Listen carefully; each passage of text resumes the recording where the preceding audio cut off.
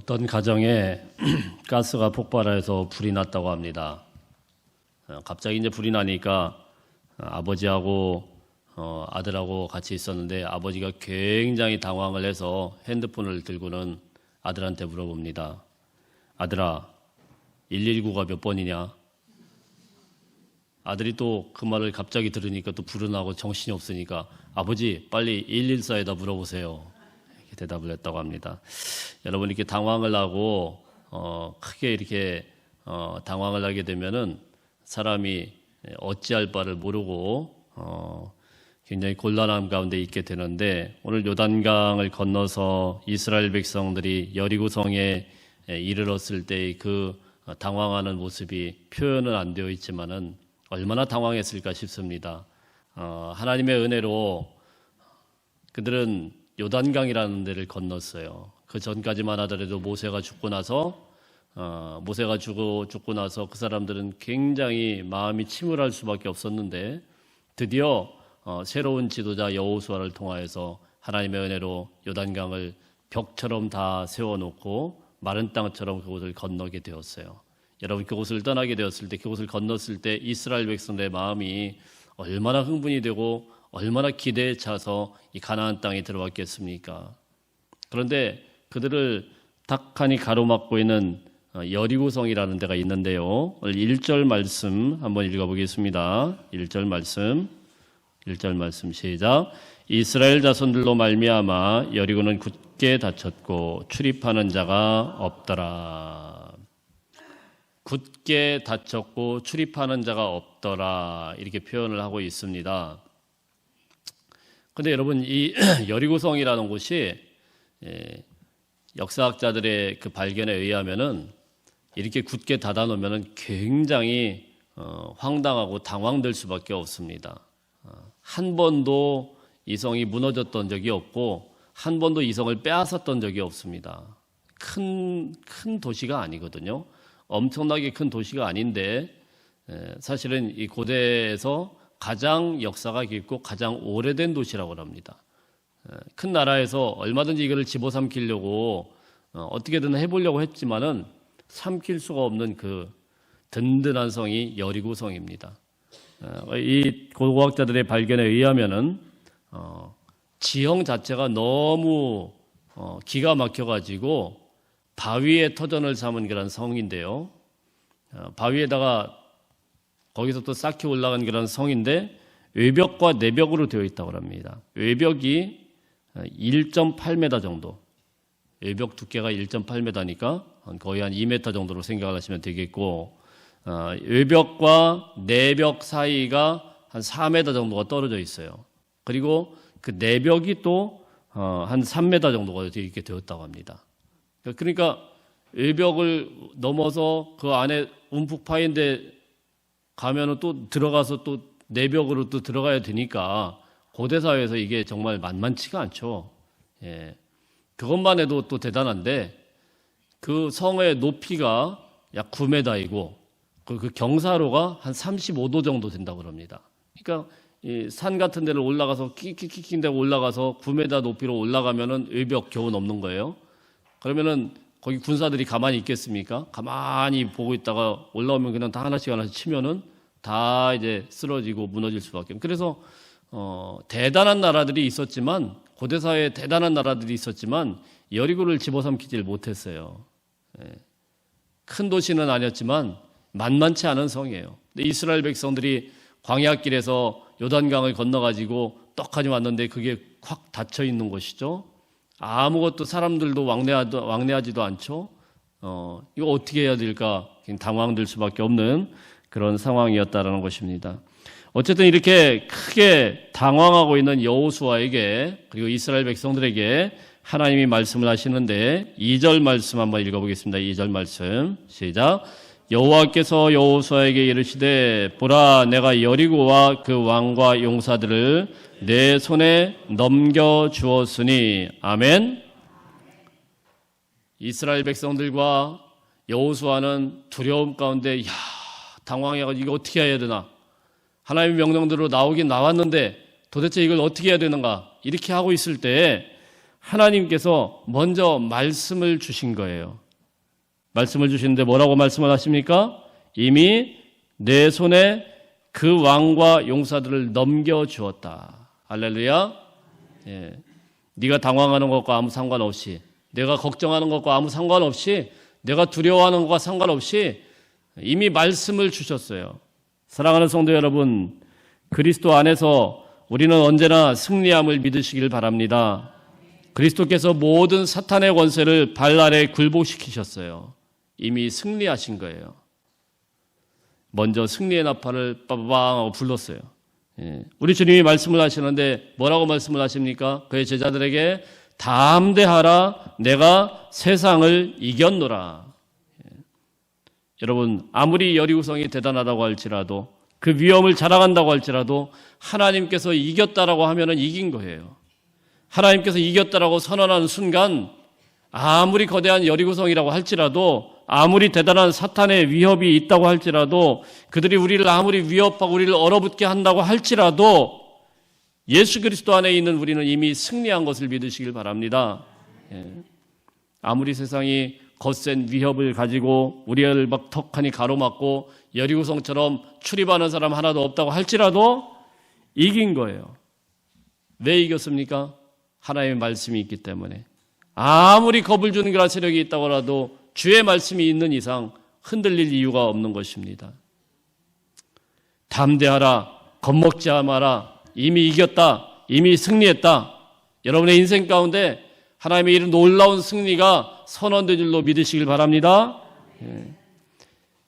자, 어쨌든 이렇게 당황되는 그런 상황은 계속 되었고, 여리고성 가운데 하나님의 말씀이 주어졌어요. 근데 우리가 다 아다시피 이 여리고성은 어떻게 무너졌습니까? 어떻게 정복됐어요?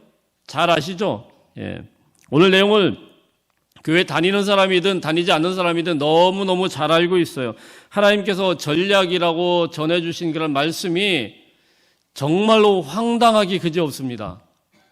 정말 이거를 하나님께서 굉장히 지혜로우신 분인 줄 알았는데 이런 말씀을 하실 수 있을까 싶을 정도로 좀 황당하고 이해가 안 되는 그런 말씀을 주시는데, 본문에 쭉 그때의 내용을 이야기하는데, 다시 한번 제가 혹시 모르실까 봐 설명을 하면은 전략입니다. 여리고성을 무너뜨리는 전략. 첫 번째는 뭡니까? 엿새 동안 하루에 한 번씩 돌아라. 돌아라 이거예요. 그리고 1회째 되는 날 7번을 돌아라. 두 번째는 무엇입니까? 그거 도는데 남녀노소, 빈부, 귀천 할 것 없이 모두 다 돌아야 된다. 한 사람도 예외가 있으면 안 된다. 세 번째는 돌 때 그 중앙에 법궤를 놓아야 된다. 법궤를 놓고 군인들이 둘러싸서, 앞뒤로 군인들이 둘러싸고, 그리고 이스라엘 백성들은 그 뒤를 따라서 법궤를 중앙에 놓고 돌아야 된다. 네 번째는 모든 사람은 나팔 소리에 귀를 기울이고 입을 다물어서 침묵해야 된다. 자, 이게 전략이었어요. 그리고 이렇게 했는데 무너졌어요. 굉장히 웃기지 않습니까, 여러분?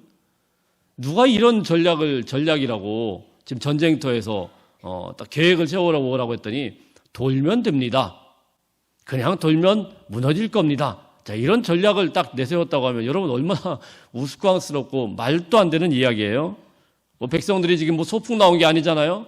전쟁터에 나왔는데 돌아라. 그냥 하루에 한 바퀴 돌고 있어. 이틀, 3일, 4일, 7일 동안을 계속 돌라고 말씀을 하는 거예요.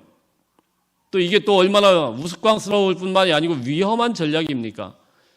여리고성에서 이 사람들이 가만히 쳐다보고 있는데 바보가 아닌 이상 자칫 잘못하면 거기다가 뭐 무거운 거라도 던지고 화살이라도 쏘고 이러면은 꼼짝없이 이스라엘 백성들이 당할 수밖에 없는 굉장히 위험하고 좋지 않은 발상이에요. 자, 그런데 하나님께서 이 황당한 전략을 성돌기 그런 전략 방법들을 이렇게 해가지고 결국은 여리고성이 무너지게 되었다는 것입니다. 만일에 이 전략이 효과적이었다고 하면은 그 이후에도 하나님께서 쓰시도록 했을 텐데 여리고성이 무너질 때만 이 전략을 썼어요. 그 이후에도 역사상 단 한 번도 어떤 군대도 이런 전략을 가지고 어떤 성을 공격하거나 한 적이 없습니다. 하나님께서 왜 이런 말씀들을 하시고 이렇게 황당한 전략을 통하여서 이스라엘 백성들에게 말씀을 하셨을까요? 여러분, 우리가 인생을 살다 보면은요, 때로는 우리가 많은 장애물들이 있지만 그 중에서 여리고성과 같이 도무지 내 힘으로 어떻게 해볼 수 없는, 도무지 내가 어떻게 이겨낼 수 없는, 그냥 그 앞에서 기가 팍 질려버리는 그런 문제가 가끔 찾아올 때가 있어요. 그렇죠? 예. 우리 성도님들 중에 혹시 목사님 그게 나예요 이렇게 하시는지 모르겠지만 그런 문제가 내가 어떻게 할 수 없는, 도무지 어찌할 수 없는 이런 문제들이 턱 부딪혔을 때, 지난주에 제가 신방을 하면서 이 가정 저 가정 이제 말씀을 듣는데 우리 장로님께서 그런 말씀을 하세요. 옛날에 참 잘 나가는 사업이었는데 IMF 때 다 부도 맞고 정말 말할 수 없는 고초를 받아서 다 무너지게 된 거죠. 그때 진짜 웬만한 사람 같았으면 다 여기 없었을 거라고, 우리 장로님이 신앙이 없었으면은 진짜 그때 그냥 다 죽었을 거라고 이런 말씀을 하세요. 바로 그런 거죠. 어떻게 할 수 없는, 내가 어떻게 어디서부터 이걸 수습해야 하려고 해도 수습이 안 된, 갑자기 그냥 IMF라는 어마어마한 것들이 들이닥쳐서 줄 도산 다 파산을 하는데 방법이 없는, 자, 이런 것들이 여리고성 아니겠습니까? 무슨 계산이라도 서고 어떻게 조금이라도 어떻게 해봐야 되겠다는 그런 마음 자체가 안 될 수밖에 없는 어처구니 없는 그런 일들, 이런 여리고성 앞에서 하나님께서 세우신 방법, 이것도 황당하죠? 황당해 보이지만 사실 오늘 이 말씀에는 우리가 어찌할 수 없는 여리고성과 같은 장애물을 만날 때 취해야 되는 두 가지 방법들, 두 가지 자세를 우리에게 알려주고 있다는 것입니다. 어쩔 수 없을 때, 하나님 앞에서 우리가 하나님 믿는 사람으로서 어찌할 수 없을 때, 여리고성과 같은 우리 인생의 최대의 난관을 만났을 때 어떻게 해야 되겠습니까? 첫 번째는 하나님만 바라봐야 됩니다. 우리 한번 따라하겠습니다. 하나님만 바라봐야 됩니다. 너무나도 당연한 거예요. 지극히 당연한 거예요. 근데 여리고를 만날 때는 도무지 우리 인생에서 답이 없을 때는요, 하나님만 바라봐야 돼요. 하나님만. 다른 거 바라보면 안 돼요. 다른 거 생각할 겨를이 없어요. 하나님만 바라봐야 돼요. 왜 그렇습니까? 그건 어차피 우리가 해결할 수 없어요. 도무지 우리가 해결할 수 있는 것들이 아니에요. 그러니까 하나님께서 전적인 은혜를 베풀어서 해결해 주셔야 된단 말입니다. 그러니까 하나님께 키가 있는 것이고 하나님께 답이 있는 거예요. 그러니까 하나님 앞에 전심으로 구하고 하나님만 바라보고 하나님 앞에 부르짖고 기도하며 나아가야 된다는 것입니다. 굳게 닫힌 여리고성 앞에서 하나님의 백성들이 무엇을 할 수 있겠습니까? 오늘 말씀 가운데서 13절 말씀 한번 읽어볼까요? 13절 말씀 시작. 제사장 7은 양각 나팔 7을 잡고 여호와의 궤 앞에서 계속 행진하며 나팔을 불고 무장한 자들은 그 앞에 행진하며 후군은 여호와의 궤 뒤를 따르고 제사장들은 나팔을 불며 행진하니라. 하나님께서 황당하게 말씀하셨지만 사실 6절부터 계속되는 말씀이에요. 6절부터 13절까지 계속되는 그런 말씀은 뭐냐면은 사람들이 행군하는 모습을 보여주고 있어요. 앞에는 군사들이 행군하고 뒤에 또 군사들이 있고 그 뒤를 백성들이 따르는데 그 중앙에 뭐가 있습니까? 여호와의 궤가 있어요. 여호와의 궤, 하나님의 궤. 그 말씀은 무슨 말씀입니까?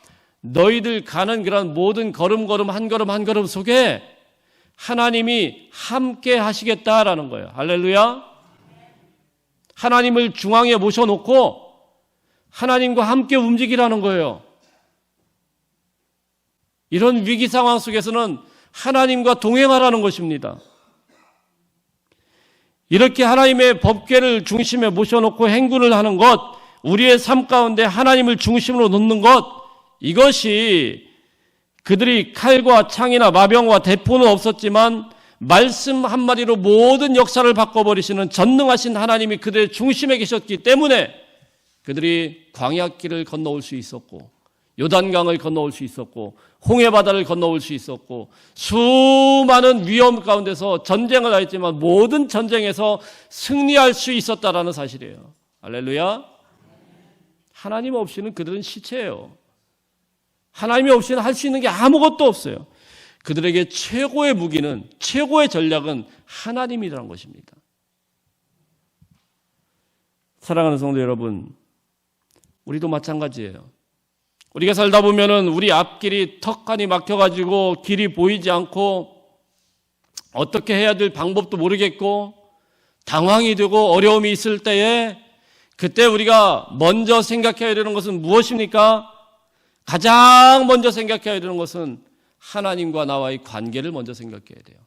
하나님의 백성들은 다른 거 생각하지 말고 하나님과의 나의 관계가 어떤가, 여기에 먼저 생각이 그쪽으로 가야 돼요. 왜냐하면 걱정한다고 되어지는 게 아니에요. 근심한다고 되어지는 게 아니에요. 이 사람 저 사람 만나보고 다 이야기해봤자 다 뻔해요. 답이 안 돼요. 그럴 때는 하나님께만 집중해야 돼요. 아무리 고민해도 안 될 때, 아무리 뛰어봐도 우리의 힘으로 역부족일 때 유일한 해결책은 무엇입니까? 하나님이 우리의 사건 속에 개입해 주셔야 된다는 거예요. 하나님이 우리의 사건 속에 쑥 들어와 주셔서 하나님께서 해결해 주셔야 되는데, 그럼 어떻게 해야 되겠습니까? 하나님을 중심에 놔야 돼요. 지금 여러분의 앞에 여리고가 가로막고 있습니까? 도저히 해결할 수 없는, 앞이 캄캄하고 보이지 않는, 나의 힘으로는 역부족이라는 그런 생각이 드십니까? 복잡하게 생각할 거 없어요. 이것저것 머리 굴리고 머리 아플 필요 없어요. 하나님만 바라보시길 바랍니다. 하나님과의 관계를 점검해 보시고 혹시라도 내가 하나님으로부터 멀어진 부분은 없는지, 하나님 앞에 예배를 드린다고 했지만 나의 예배는 정말 하나님께 집중된 그런 예배인지, 나의 기도는 정말 하나님 앞에 목숨 걸고 이 모든 위험을 무릅쓰고 하나님 앞에만 온전히 향하는 그런 기도인지, 우리 가정은 어떤지, 우리 사업은 어떤지, 하나님과 나와의 관계를 돌아볼 수 있기를 주의 이름으로 축복합니다. 그래, 하나님이 중심에 있다 보면요, 하나님께서 다 인도해 나가시는 거예요. 하나님께서 이끌어 나가시는 거예요. 하나님이 우리 삶 가운데 임재해 계시면은 두려울 게 하나도 없어요. 그냥 그대로 걸어가면 되는 거예요. 그렇게 하나님만 바라보신다고 하면 아무리 난공불락의 여리고성이라고 할지라도 하나님께서 반드시 무너지게 하실 줄로 믿으시길 바랍니다. 자, 두 번째, 우리 인생 가운데 여리고성을 만나게 되었을 때, 첫 번째는 하나님만 바라보는 것, 두 번째는 무엇입니까? 하나님의 음성을 듣는 것입니다. 하나님의 소리에 집중해야 돼요. 하나님의 음성을 들을 수 있어야 돼요. 10절 말씀 한번 읽어봅니다. 10절 말씀 시작. 여호수아가 백성에게 명령하여 이르되 너희는 외치지 말며 너희 음성을 들리게 하지 말며 너희 입에서 아무 말도 내지 말라. 그리하다가 내가 너희에게 명령하여 외치라 하는 날에는 외칠지어야 하고. 여기 이 한 절인데요, 꽤 길어요.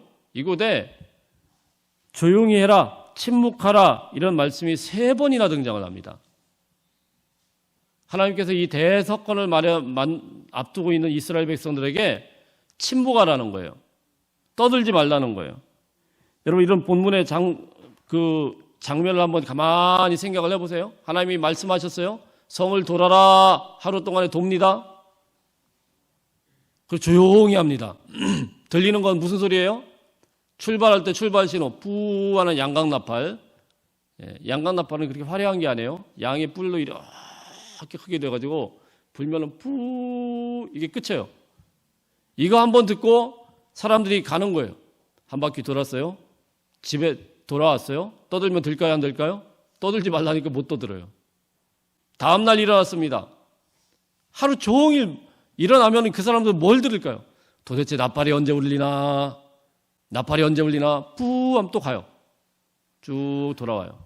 그 다음 날도 뭐예요? 나팔이 언제 울리나? 뿌 가요. 이 나팔은요, 하나님의 신호예요. 하나님께서 나팔을 통하여서 말씀하시고 들려주시는 거예요. 떠들면은, 실컷 떠들면 이 소리가 들립니까? 안 들립니까? 안 들려요, 안 들려요. 그러니까 떠들지 말라는 거예요. 우리가 일상생활에서 신나게 막 그 생활에서 열심히 일하고 뭐 떠들고 이러면은요, 하나님의 음성을 들을 수가 없어요. 하나님의 나팔 소리를 들을 수가 없어요. 그러니까 떠들지 말라는 거예요. 총 13번을 돌아야 되는데, 하나님께서 명령하신 대로 돌아야 되는데, 돌라면 돌아야 되는데, 나팔 소리가 안 들리니까 사람들이 우왕좌왕할 수밖에 없는 거예요. 그러니까 하나님께서 뭐라고 해요? 떠들지 말아라. 침묵하라. 이렇게 말씀을 하는 것입니다. 또 여러분, 만일에 이 사람들한테 말을 하라고 하면은 좋은 말이 나올까요? 나쁜 말이 나올까요? 예?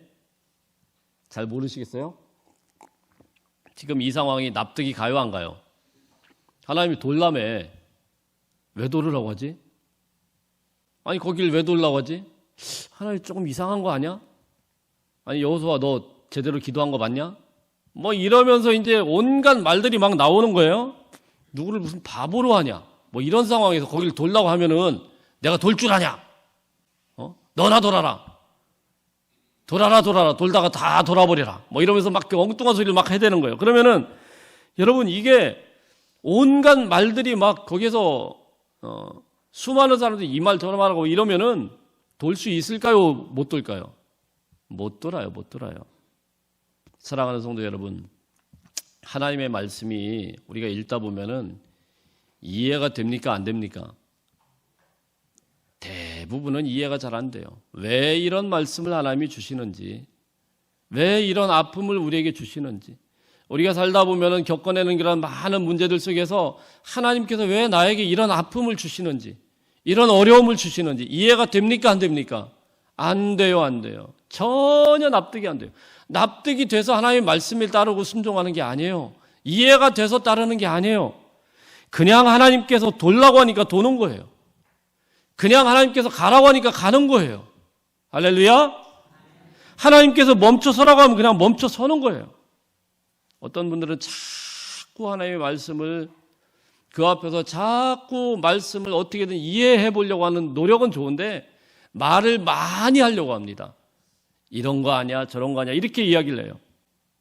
여러분, 그런데요, 분위기 나쁠 때는 우리도요, 말을 많이 해야 됩니까? 말을 적게 해야 됩니까? 집안 분위기가 굉장히 나쁠 때 막 떠들어야 돼요? 안 떠들어야 돼요? 떠들어요? 안 떠들어야죠. 분위기 파악 못하는 거죠. 지금 분위기가 지금 심각한 상황이에요. 전쟁을 앞두고 있어요. 하나님이 조용히 하라고 하면 조용히 해야 돼요. 거기에서 계속 말을 자꾸 하면은 절대로 좋은 말이 안 나옵니다. 계속 걱정되는 말만 쏟아내요. 사람 만나가지고 아이고 이것도 걱정, 저것도 걱정, 계속 걱정만 하다가 아무것도 못합니다. 여러분, 정말 걱정되는 상황이 있으면은 그거 붙들고 하나님 앞에 기도하면 돼요. 주님 앞에 기도해야 되는 것이지, 이 사람 저 사람 붙들고 그냥 어떻게 하냐 이렇게 한다고 그게 해결이 됩니까? 안 됩니까? 전혀 안 돼요.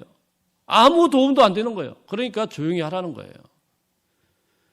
어떤 사람은 자꾸 자기 생각을 이야기해요. 누가 자기 생각을 듣고 싶대요? 왜 그렇게 사람들 붙들고 자기 생각을 이야기를 합니까?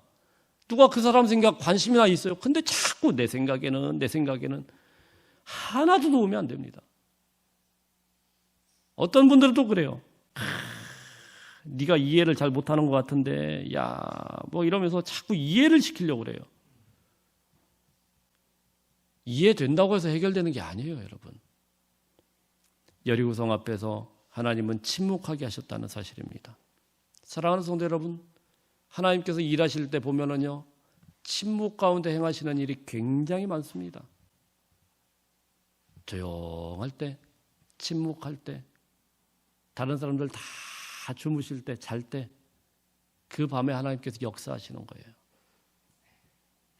우리가 너무 많은 말을 하기 시작하면은 하나님의 음성을 들을 수가 없고요. 굉장히 어렵고 힘들 때일수록 떠들지 말고 조용히 침묵하는 가운데 하나님의 음성에 귀 기울일 수 있어야 돼요. 이스라엘 백성들이 홍해 바다를 만났습니다. 앞에는 바다이고요. 뒤에는 애국 군대가 막 쳐들어오고 있어요. 갑갑하지 않겠습니까? 그때 모세가 무슨 이야기를 하냐면은 이스라엘 백성들에게 너희는 가만히 있어 여호와께서 오늘날 너희를 위하여 행하시는 구원을 보라. 할렐루야. 떠들지 말라는 거예요. 가만히 있으라는 거예요. 너희는 가만히 있어. 사람이 자기의 힘으로 감당할 수 없는 일을 만났을 때 우리가 우리 생각을 말하고 우리의 관심사를 자꾸 이야기를 하고 이 사람 저 사람 만나는 거 전혀 도움이 안 됩니다, 여러분. 그러니까 가만히 있으라는 거예요. 가만히 있고 하나님께서 무슨 말씀을 하시는지, 하나님께서 정말 이 인생 가운데 어떤 계획을 갖고 계시는 건지, 하나님께서 어떻게 이끌기를 원하시는 건지 하나님의 음성을 귀 기울여 들을 수 있는 은혜가 있기를 주의 이름으로 축복합니다. 여러분, 막다른 골목에 있습니까? 도저히 내 힘으로 감당할 수 없는 절망이 우리 가운데 찾아왔습니까? 그렇다고 하면은 조용히 하나님의 음성에 귀 기울이시길 바랍니다. 그분의 음성 속에 여러분의 살 길이 있어요. 그분의 음성 속에 길이 나오는 거예요. 하나님의 음성에 귀 기울이시기를 축복합니다. 시리아에 타우라스 산이라는 산이 있는데요. 거기가 독수리가 많이 산다고 합니다. 저는 거기가 어딘지도 모르겠는데 독수리가 엄청나게 많이 살다 보니까 그 바위 산에 이제 먹을 게 없어요. 별로. 근데 독수리만 많아요. 그런데 이 독수리들이 한 1년에 2차례 정도 포식을 할 때가 있다고 합니다. 그게 뭐냐면은 그 새들이 이제 쭉 움직이는 거죠. 철새들이. 그 중에서 독수리가 제일 좋아하는 먹이가 두루미라고 합니다. 두루미가 크니까 뭐 맛있겠죠. 근데 이제 독수리가 두루미를 사냥할 때 어떻게 하냐면은 1년에 2차례로 이렇게 두루미도 움직이는데 이 두루미가 굉장히 떠들잖아요. 끼룩끼룩 그러니까 독수리가 멀리서도 저거 내 먹이가 가는구나. 그래가지고 슝 날아가지고 그걸 잡아다 먹어버리는 거예요. 떠들면서 가는 거예요, 그놈들이. 얼마나 시끄러워요. 여러분 두루미 아시죠? 끼룩끼룩 이러니까 나 잡아먹어라, 나 잡아먹어라 이러고 가는 거예요. 그러니까 이 독수리가 가만히 있다가 이제 드디어 두루미가 가는구나 슉 잡아먹는 거죠. 그런데요, 나이가 많고 오랫동안 살아남은 두루미가 있더라는 거예요. 이제 좀 지혜로운 두루미죠. 조류학자들이 참 특이한 행동을 하나 발견했답니다. 오랫동안 두루미가 그 왔다 갔다 하는데도 꼭 살아남는 그 나이 많은 그런 두루미들, 이 두루미들이 이 나이 많은 두루미들, 그 살아남는 두루미를 가만히 봤더니요, 얘들이 원래 천성적으로 끼룩끼룩 하는 거예요. 원래 잘 떠드는 거예요. 그러니까 안 떠들려고, 떠들면은 자기들이 죽으니까, 울면 죽으니까 자갈을 하나씩 다 물고 다니더래요, 얘들이. 일찍부터. 이 지혜죠? 나 안 떠들겠다. 나는 안 죽기 위해서. 이게 자갈을 꽉 물고는 가만히 있어야 자기가 사는 거니까. 가만히 보니까 떠들다가 다 죽으니까. 이 두루미들이 그걸 파악했다는 거예요. 좀 기가 막히지 않습니까, 여러분? 이스라엘의 모습은 어찌 보면 두루미와 같아요. 그들이 이렇게 입방정을 떨다가 많이 죽었어요. 우리가 잘 알다시피 광야의 40년 동안에서 불평의 언어가 난무해 있고 부정적인 언어가 난무해 있고 하나님 앞에 끝도 없이 계속 불평을 쏟아냈는데 그 결과는 어떻게 됐습니까? 그들은 처참하게 광야에서 다 죽임을 당했어요. 그래서 하나님께서 이스라엘 백성들로 하여금 이제는 가나안 땅에 들어갔을 때는 침묵하라는 겁니다. 침묵이 능력이라는 거예요. 사랑하는 성도 여러분, 우리가 이 말씀을 통해서 배워야 되는 것, 때로는 침묵하는 것, 하나님 앞에서, 하나님의 전 앞에서, 하나님의 존재 앞에서 잠잠히 있는 것, 이것 자체가 하나님 앞에 큰 능력이 된다는 것입니다. 이때 하나님께서 드디어 말씀을 들려주시는데요. 16절 말씀입니다. 16절 말씀. 16절 말씀 시작. 일곱 번째 제사장들이 나팔을 불 때 여호수아가 백성에게 이르되 외치라 여호와께서 너에게 이 성을 주셨느니라. 할렐루야. 외치라 여호와께서 이 성을 너에게 주셨느니라. 이렇게 외치니까 여리고성이 무너졌어요. 참 말도 안 되죠. 정말 말도 안 되는 일이 발생을 했어요. 사람들이 아무리 이걸 연구를 해도 이해가 잘 안 돼요. 그러니까 어떤 이상한 사람이 아마도 이랬을 것이다 라면서 추측을 하는데 이스라엘 백성들이 200만이니까 발 맞춰 가! 그래가지고 꽝!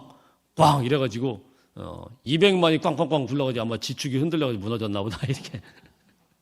이게 말이 안 되는 거예요. 도무지 뭐 어떻게 해도 말이 안 되는 거예요. 예. 근데 무너졌어요. 근데 최근에 이제 지질학이나 이런 여러 가지 이제 학자들이 조사를 해보니까 여리고성이 무너진 그런 흔적이 발견이 된 거죠. 성터가 발견된 거예요. 땅 속에서 발견됐어요. 왜 무너졌는지는 모르는데 완전히 무너졌어요. 위에서부터 완전히 무너져서 밑으로 메꿔졌습니다. 지금 성지순례 가보면 이렇게 보면 거기 성터가 요만하게 있습니다. 예, 벽돌 흔적도 있고 그 안에서 곡물 같은 것도 발견되고 이럽니다. 예, 왜 무너졌는지는 모르겠는데 무너졌어요. 그런데 이제 아마 그 당시에 그 여리고도 그렇고 뭐 터키도 그렇고 많은 지진들이 있었다고 합니다. 그런 지진 같은 것이 갑자기 일어나서 무너지지 않았을까 이런 정도까지는 추측을 하는데 사랑하는 성도 여러분 어찌됐든 하나님께서 하시니까 그 난공불락의 여리고성 와르르 무너져 내린 줄로 믿습니다. 우리를 가로막고 있는 어떤 태산과 같은 그런 성이라고 할지라도 우리를 힘들게 만드는 정말 우리가 어찌할 수 없는 그 앞에 가기만 하면 기가 질리는 그런 성이라고 할지라도 하나님께서 하시니까 무너져 내리는 것입니다. 길이 생기는 거예요. 사랑하는 성도 여러분, 오늘날 우리가 이 교회의 현실을 볼 때 어찌 보면은 이스라엘 백성들이 접한 그런 여리고성과 같은 문제들을 우리가 갖고 있는 거 아닌가 생각이 들어요. 목사님들이 보면은 말씀을 하시는데 좋은 얘기는 아무도 안 합니다. 앞으로 10년 후가 어떻게 될지 모르겠다는 거예요. 정말 그래요. 한국 교회가 어떻게 될지, 이 후학들이 어떻게 될지. 제자훈련을 열심히 시켜놨는데 제자훈련을 시키는 거라는 목사님들마다 하소연을 해요. 그렇게 열심히 훈련을 했는데도 어떻게 저러실 수가 있을까? 비전이 너무 암담하대요. 그래서 현상 유지만 하는 것도 대단한 것이고 그냥 버텨라. 목사님들 입에서 그래요. 제가 그랬다는 게 아니고 참 처참합니다. 그 전도한다라는 것이 한 사람 세운다라는 것이 이제는 거의 이제 어렵지 않나 막 이런 말씀들을 많이 하세요. 사랑하는 성도 여러분, 참 기가 막힌 현실입니다. 그러나 아무리 암담한 현실이라고 할지라도 하나님께서 개입하시면은 우리가 거뜬히 넘어갈 수 있습니다. 먼저 하나님만 바라보시길 바랍니다. 모든 삶의 중심에서 하나님만 중심으로 삼고 바라보시기를 바랍니다. 그러면 하나님께서 여러분의 걸음을 반드시 인도하실 것입니다. 그리고 하나님의 음성에 집중하고 귀 기울이시길 바랍니다. 침묵하시고 우리의 소리를 좀 적게 내시고 하나님의 음성에 정말 촉각을 곤두세워서 주님께서 뭐라고 말씀하시는지 그 음성을 들을 수 있기를 바랍니다. 하나님께서 승리할 것이다. 이길 것이다. 귀한 음성을 들려주실 줄로 믿습니다. 반드시 극복하고 하나님의 큰 뜻을 우리 교회를 통하여서 하나님의 놀라운 일들을 이루어 주실 줄로 믿습니다. 우리 같이 기도하겠습니다.